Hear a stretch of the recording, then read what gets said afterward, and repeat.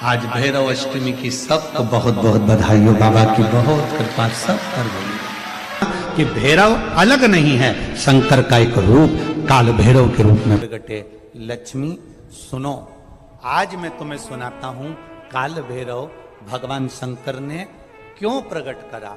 उसका कारण केवल एक है। जब देव अधिदेव महादेव अपने नेत्र बंद कर कर बैठ जाते हैं और समाधि में लीन हो जाते हैं, साधना में लीन हो जाते हैं, तब काल भैरव का दायित्व बढ़ जाता है। भैरव का दायित्व बढ़ जाता है।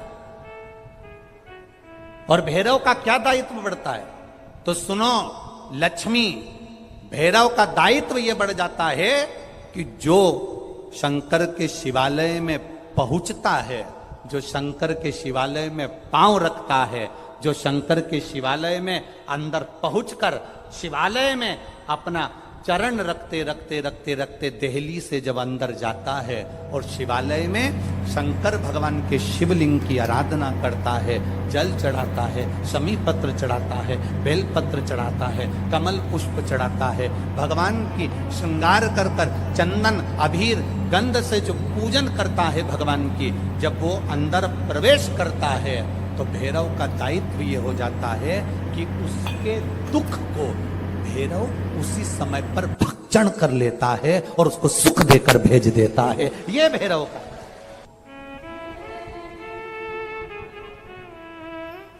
काल भैरव का काम क्या है? काल भैरव का कार्य क्या है? ये यहां राजस्थान की भूमि पर तो वैसे भी भैरू जी के मंदिर बहुत है। बोलो सही है कि गलत है?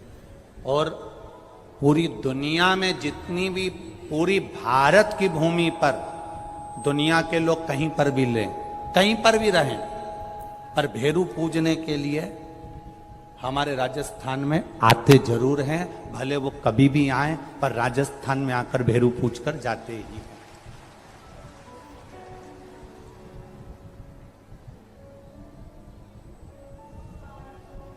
भैरव का काम क्या है?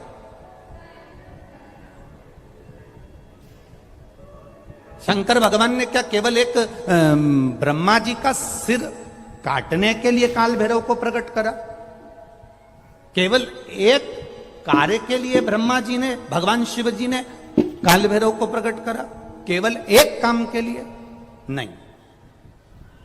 मेरा भोलेनाथ एक कार्य के लिए काल भैरव को कभी प्रकट नहीं कर सकता, क्योंकि मेरे भोलेनाथ ने जब जब जो काम किया है वो संपूर्ण ब्रह्मांड के कल्याण के लिए किया है। इसलिए ब्रह्मा के सिर काटने के लिए, अकेले केवल ब्रह्मा का सिर काटने के लिए भगवान काल भैरव को प्रकट नहीं कर सकते।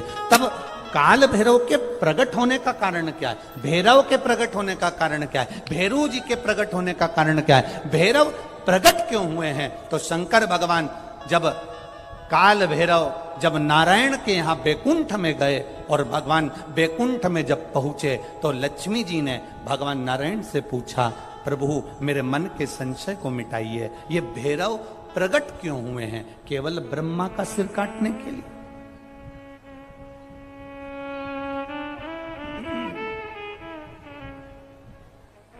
क्या ये ब्रह्मा जी का सिर काटने के लिए प्रकट हुए? आखिर भैरव प्रकट क्यों हुए? केवल एक ब्रह्मा का सिर काटने के लिए? भगवान विष्णु ने कहा नहीं, केवल ब्रह्मा का सिर काटने के लिए काल भैरव नहीं प्रकट हुआ।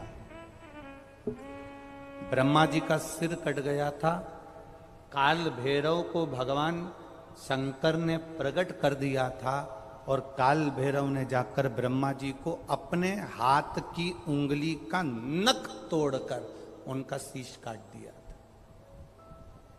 काल भैरव, जब काल भैरव ने शीश काट दिया, शीश कट गया,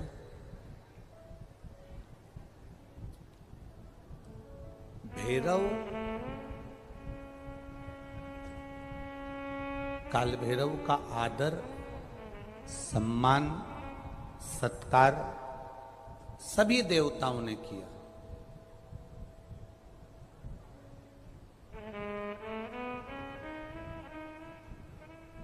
भैरव क्षेत्र का देवता होता है। भैरव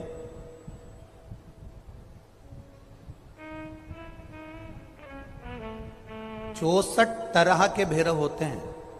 कितने तरह के? 64। 64 तरह के भैरव होते हैं और 64 तरह के भैरव, जितने भैरव होते हैं उतनी भैरवी होती है। क्योंकि शिव के साथ शक्ति जरूरी है, भैरव के साथ भैरवी जरूरी है। क्योंकि भैरव शंकर भगवान का एक अंश रूप है, क्योंकि शिव ने उसको प्रकट करा। हाँ, दुनिया के लोग भले भैरव जी को बदनाम करने में लगे, ये तो शुरू से चला आ रहा है। भैरव जी को कोई बीड़ी पिला देता है, कोई सिगरेट पिला देता है, कोई कह देता है कि भैरव बाबा को तो बीड़ी दे दो, भैरव बाबा को तो सिगरेट दे दो। ये ढोंग और प्रपंच मेरे शंकर की कथा में नहीं है।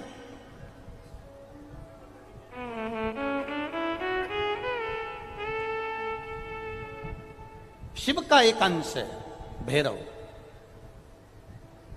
काल भैरव जो प्रकट हुआ वो शंकर भगवान का एक अंश है।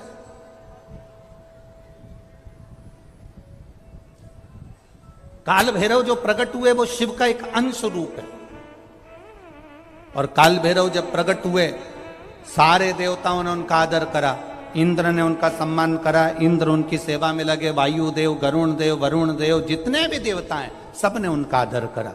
अब आदर करते करते करते करते माता लक्ष्मी जी ने भी काल भैरव को निमंत्रण दिया। जरा सुनिएगा, बहुत सुंदर कथा है पुष्कर राज की। इस कथा को अपनी जिंदगी में उतारना जरूर। काल भैरव का निमंत्रण माता लक्ष्मी जी ने दिया और माता लक्ष्मी जी ने काल भैरव को निमंत्रण दिया कि काल भैरव आप बैकुंठ में पधारो और बैकुंठ की भूमि को आप पधार कर आनंदित करिए। तो काल भैरव भगवान का नाम उच्चारण करना, कैसा भी चर्म रोग हो, कैसी भी बीमारी शरीर की चमड़ी से जुड़ी हुई अगर हो गई है, काल भैरव भगवान का स्मरण फल देता। भैरव भगवान का नाम लेकर जल समर्पित कर कर, मां भैरवी का स्मरण कर कर जल की धार का स्मरण। शिव शंकर, यह शिवलिंग है, यह जलाधारी है। जब जल चढ़ाएं, दक्षिण में खड़े होंगे, जहां पानी बहता है वो उत्तर में जाता है। शिव जी का जो पानी है वो बहकर कहां जाता है? उत्तर में। तो जहां से पानी बहता है उसके ठीक विपरीत में खड़े होकर बैठकर आप शिव जी को यहां जल चढ़ाएं। ओम भैरवाय नमः। शिव भैरव का नाम लेकर जल समर्पित करें। मां भैरवी का नाम लेकर यहीं से जल की धार यहां चढ़े।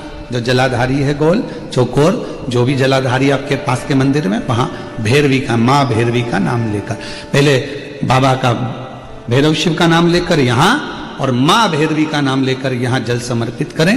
जो जल चढ़ता है उसी जल का प्रोक्षण अपने शरीर पर करें या थोड़ा सा झेल कर लाकर उसको पूरे जहां जहां तकलीफ है पूरे शरीर में लगाना प्रारंभ करें।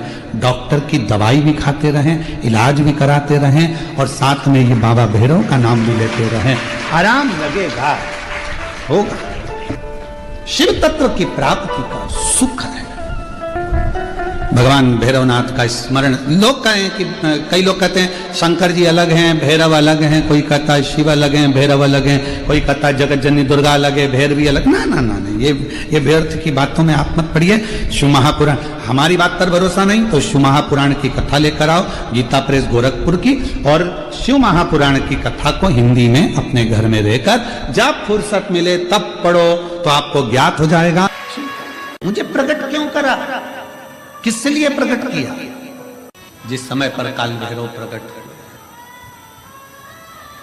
64 योगिनियां नृत्य कर रही हैं, मां कंकाली काली भी नृत्य कर रही है, देवियां सब प्रसन्न है, देवता स्तुप्त हैं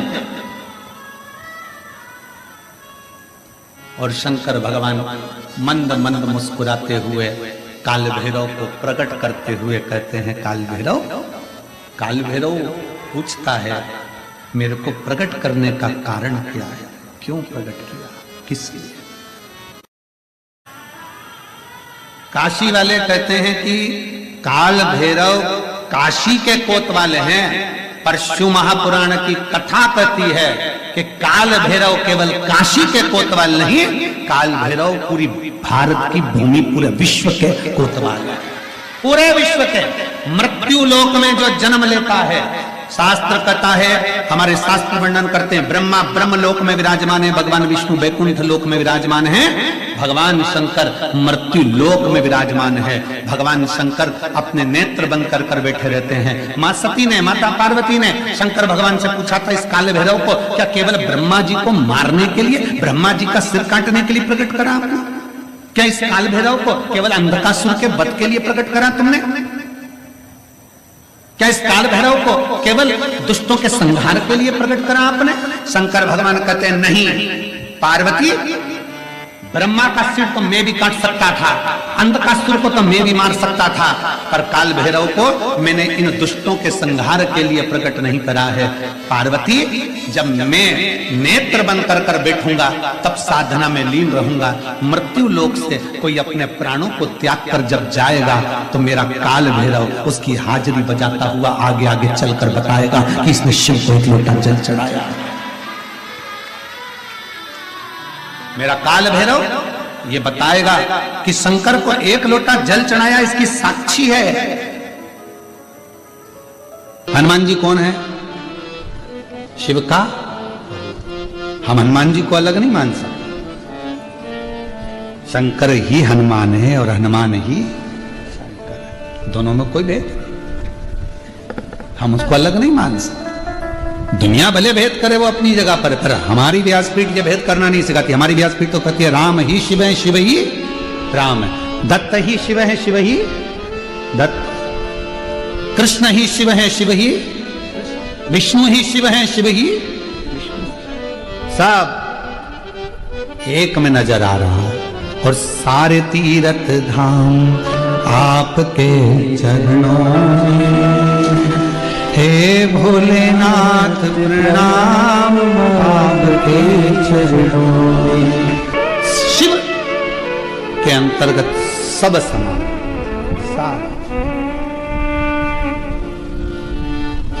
यहां शिव से अलग कुछ नहीं। जब ब्रह्मा जी झूठ बोल दिए, ये शिवलिंग में से निकली हुई वाणी असत्य है, तब मेरे देव अधिदेव महादेव भगवान शंकर ने अपना स्वयं, मेरे शिव जी ने अपने ही अंगुष्ठ भाग से, स्वयं अंगुष्ठ भाग से काल भैरव को प्रकट किया। जितना रुद्राक्ष में बल होता है, शिव जी के नयन अश्रु से प्रकट हुआ रुद्राक्ष, वैसा की वैसा ही बल काल भैरव में होता है, भैरव में होता है, बटुक भैरव में होता है, वैसा कि जैसे किसी भी अष्टमी तिथि को 12 महीने में शुक्ल पक्ष कृष्ण पक्ष की अष्टमी तिथि पड़ती है। यदि किसी भी अष्टमी तिथि को अगर किसी ने नियम बनाया 5 अष्टमी का, 8 अष्टमी का, 7 अष्टमी का, एक कनेर का पुष्प शिवजी के शिवलिंग को समर्पित करना, अशोक सुंदरी के स्पर्श करना, और जो जलाधारी होती है, जैसे ये शिवलिंग है, ये जलाधारी है, तो पहले शिवलिंग पर स्पर्श, फिर अशोक सुंदरी का स्पर्श, फिर जलाधारी पर कनेर का पुष्प शिव जी की ओर मुख कर कर, अर्थात जैसे मानो ये कनेर का पुष्प है, तो ऐसा शिवलिंग का स्पर्श करते हुए जलाधारी पर जो समर्पित करता है, भगवान शंकर उसके मन की कामना को पूर्ण जरूर करते हैं। एक कनेर का पुष्प। विवाह नहीं हो रहा, हम तो टेंशन में पड़ गए, लड़की 28 साल 30 साल का लड़का हो गया, विवाह नहीं हो रहा, कुछ मत करो।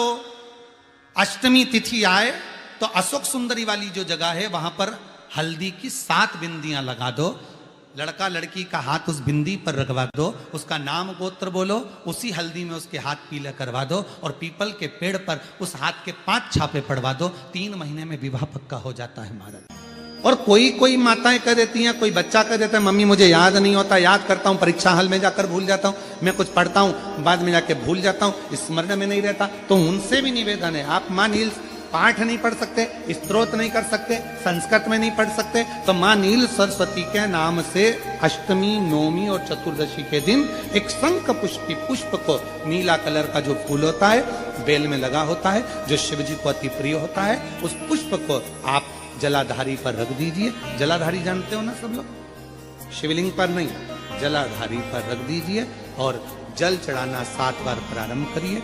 बाबा देव अधिदेव महादेव आपको याददाश्तता में प्रवर करेगा। परीक्षा हॉल में जितना तुम याद कर कर गए हो, अच्छी मेहनत कर कर गए हो, तो भूलोगे नहीं, तुम्हारी बुद्धि तीव्र होती चली जाए, प्रबल होती चली। मंगलवार को अगर शिव जी के मंदिर में, शंकर के मंदिर में जाकर 1 लोटा पानी चढ़ाया जाता है तो हमारे कार्य में उन्नति होती है। और बहुत ज्यादा संकट है, बहुत ज्यादा परेशानी है, तो हनुमान चालीसा का पाठ करो तो तिल्ली के तेल का दिया लगाओ, काली तिल के तेल का दिया, तिल का तेल का दिया, हनुमान जी के सामने आसन बिछाकर, बहुत तकलीफ है तो 3 पाठ प्रतिदिन करो। और एक आसन से जितने समय 9 बजे अगर आप बैठते हो पाठ करने तो 9 बजे ही बैठना है। 11 दिन तक प्रतिदिन 3 पाठ रोज करो। एक पानी का लोटा, कलश, तांबे का जल अर्थात तांबे का लोटा हो, स्टील का लोटा हो, तुम्हारे पास जो कलश हो उसमें जल भरकर, एक सिक्का उसमें पटक कर, एक लौंग पटक कर प्लेट से ढक कर रख दो और प्रतिदिन बस टाइम पर बैठकर पाठ करो। 11 दिन पूर्ण होंगे, जिस कामना से आपने पाठ करा है बस वो सिक्का, वो लौंग कलश में से निकाल लो, जल का आचमन करो और जिस काम के लिए करा है वो जल उस प्रयोग में ले लो। उस प्रयोग, किसी से बात करने जाना है तो वो जल पी कर जाइए, कोई से हाथ मिलाना है तो वो सिक्का, वो लौंग अपने हाथ में रखिए, अपने साथ रखिए। कई लोग कहते हैं हम तो बहुत दिनों से हनुमान चालीसा पढ़ रहे हैं, हम बहुत समय से राम रक्षा स्तोत्र का पाठ कर रहे हैं, हम बहुत समय से ये कर, अरे तो उसको नियम से तो करो। हनुमान चालीसा का प्रागट्य केवल एक दिल से की गई स्तुति, हनुमान जी महाराज की स्तुति, राम जी महाराज की स्तुति तुलसीदास जी ने केवल दिल से करी थी, केवल मन से। और ये नहीं कहते कि हनुमान चालीसा पढ़ोगे तभी भगवान, नहीं नहीं, आप दिल से अगर भगवान को पुकार लीजिए, आप दिल से पुकारो उसको, वो आएगा। 2 जो पत्तियां हैं, इन पत्तियों के ऊपर एक एक शमी पत्र और लाल चंदन ये रखकर, कितना भी रोगीला व्यक्ति हो, रोग से ग्रसित व्यक्ति हो, जिंदगी में कितना ही दुख पड़ रहा हो, बेलपत्र की ये दोनों पत्ती जिसके ऊपर शमी पत्र रखकर, लाल चंदन रखकर, श्री हनुमान जी महाराज और हनुमान जी महाराज के 3रे नंबर के भाई श्री गतिमान जी, नीचे के क्रम में आते हैं श्री गतिमान जी, उन गतिमान जी और हनुमान जी का नाम लेकर जो शिवलिंग के ऊपर समर्पित कर देता है, रोग का निवारण होता ही। विवाह शादी में देरी हो रही हो, या कोई नया कार्य चालू कर रहे हो उसमें देरी हो रही हो, या कोई सर्विस के लिए, नौकरी के लिए जा रहे हो और वो कार्य नहीं हो रहा हो, तो एक धतूरा, केवल एक धतूरा, उस धतूरे को फोड़कर उसके अंदर का फल निकालकर उस फल को शिवलिंग पर चढ़ाकर 1 लोटा जल शंकर भगवान को समर्पित कर, दिन होना चाहिए मंगलवार। कौन सा दिन होना चाहिए? जम के बोलो जरा, मंगलवार। और आज भी नियम है महाराज, जिसकी फैक्ट्री नहीं चलती हो, प्रॉपर्टी की आप खरीदारी बेचादारी करते हो, प्रॉपर्टी से जुड़ा हुआ काम करते हो, या लोहे से जुड़ा हुआ करते हो, या फैक्ट्री आदि का कर्म करते हो, कोई मैन्युफैक्चरिंग करते हो, वो नहीं चल रहा, तो हनुमान जी के उल्टे पांव का सिंदूर लीजिए और हनुमान जी के 2रे नंबर के भाई गतिमान का नाम लीजिए। किसका नाम लेना है? गतिमान। गतिमान का नाम लेकर फैक्ट्री के बाहर या फैक्ट्री पर एक स्वस्तिक का निर्माण कर दीजिए, हनुमान जी के उल्टे पांव के सिंदूर और गतिमान का नाम लेकर। कभी आपकी फैक्ट्री कोई काम नहीं निकालेगी, उन्नति की ओर ही लेकर जाएगी, कभी घाटे की ओर नहीं जाएगी। गतिमान का नाम, रतिमान, केतुमान, मतिमान, ये जितने भी नाम है हनुमान जी के भाइयों के, ये सब कल्याण करते, एक एक नाम कल्याण करते हमारे, एक एक। महाराज वो जिन बच्चों को निमोनिया हो जाता है ना, वो सर्दी का कोटा रहता है, बहुत सर्दी बच्चों को बनी रहती है, तो हर दिन 5-10 दिन में बाकी दौड़ के डॉक्टर के पास लेके जाओ, फिर डॉक्टर के पास ले, वैसे तो डॉक्टर के पास बच्चे आजकल के जमाने के जाते ही जाते हैं हर 15 दिन 20 दिन में, तो इसके पीछे वो चले जाएं। एक हास्य व्यंग में हमसे पूछा किसी ने, महाराज जी आज के बच्चे बार बार हॉस्पिटल डॉक्टर क्यों जाते हैं? तो हमने कहा देखो भैया, बच्चा जहाँ जन्म लेता है उनसे उनसे प्रेम ज्यादा होता है। पहले नानी के घर में पैदा होता था इसलिए नानी के घर ज्यादा जाता था, दादी के घर में ज्यादा पैदा होता था इसलिए दादी के घर ज्यादा जाता था। आज के बच्चे हॉस्पिटल में ज्यादा पैदा होते हैं इसलिए हॉस्पिटल ज्यादा घूमने जाते हैं। ये हास्य। पर यदि बच्चे को सर्दी ज्यादा होती है, निमोनिया ज्यादा होता हो, ठंडा का कोटा ज्यादा रहता हो, तो पीपल के 5 पत्ते महाराज उस पर घृत लगाकर हनुमान जी के तीसरे नंबर के भाई व्रतिमान का नाम लेकर, व्रतिमान का नाम लेकर बच्चे की छाती पर एक वस्त्र से उसको बांध दीजिए, रात्रि भर बंदे रहने दीजिए महाराज। और बांधना कौन से दिन है? द्वादशी तिथि को, बस एक बार बांधना, उसके बाद सर्दी का कोटा नहीं रहता महाराज, बच्चा स्वस्थ अपने आने में। व्रतिमान